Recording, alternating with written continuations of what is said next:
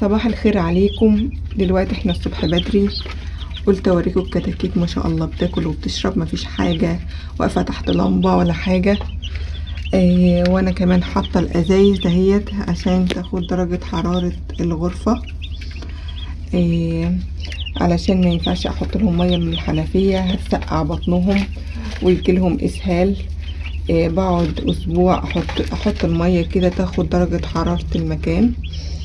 بعد كده بحط لهم ميه من الحنفيه عادي، بيكون الكتكوت معايا شد حيله وبقى كويس يستحمل اي حاجه. دلوقتي لا، هو لسه ضعيف، فاحنا بنهتم بيه اول اسبوع علشان ناخد نتيجه كويسه. واهم حاجه النظافه بتخلي الكتكوت معايا اليوم بتاعه بيومين. وانا قلت بس اقول لكم حاجه كده، تذكره. واشوفكم على خير، ما تنسوش الاشتراك في القناه واللايك بتاعكم الجميل، والسلام عليكم.